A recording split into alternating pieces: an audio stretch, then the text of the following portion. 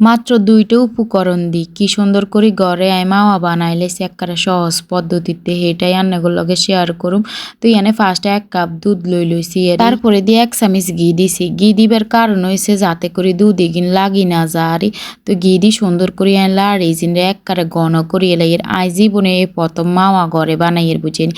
অনেক আপুরাই জিজ্ঞেতেন হারেন মাওয়া কি মাওয়া হইছে ধরেন আনে মিষ্টির রূপে দিই যে কোনো ডেজার্টের রূপে দিই যে গুঁড়া গুঁড়া একদিন দিয়ে না হেটাই আরই। তো আমরা অনেক সময় হাতের কাছে মাওয়া না থাকলে দুধের গুঁড়ি দিয়ে কাজ সারাই, তবে মাওয়া দিলে বেশি সুন্দর লাগে আরই। তো আমি বানাই রাজ্যে হেটের লেগে অনেকগুলো শেয়ার করি। তো আর দুদিন ঘন হইয়া আছে লাইটে লাইটে সান্না কি সুন্দর হইয়া আছে। তারপরে গুঁড়া দুধ দিছি ১ কাপ পরিমাণ মতন, যেটা কিনাই লিকুইড দুধ দিছি এতা কিনে কিন্তু গুঁড়া দুধ দিছি দিয়ে সুন্দর করে লাড়িয়ে লাইছি আর। তবে চুলার আছে একবারে কমাই দিই আস্তে আস্তে লাইট এবারে লাড়ি লাড়ি জিনটা একটা মানে টাইনতে হইব। তো তাই কিন্তু সুন্দর করে করিয়ে লাই লাড়ি সাড়ি ফিনিশিং করিয়ে লাই। তারপরে দিছান আর মাওয়া ইজিন একবারে হুয়ে গেছে ইজিন নামাই লেবার সময় হয়েছে আর পাইপিনি যে তা আগের হুরেন হেটেলে নিচে দিয়ে লাগিয়ে গেছে আনেরা নতুন পাইপিনি করে বানাইন তাইলে আরো বেশি সুন্দর হইব আর।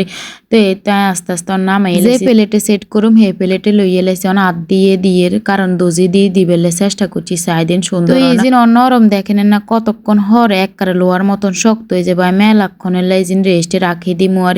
তো আয়ান বিয়েলে সাইদেন সান্না কি শক্ত একবারে বিস্কুটের মতো সুন্দর করে মেশিন দিয়ে কুচি কুচি করি যে কোনো জায়গায় ব্যবহার করতে পারো, বিশেষ করে মিষ্টির ভিতরে ব্যবহার করলে সুন্দর হয় আর।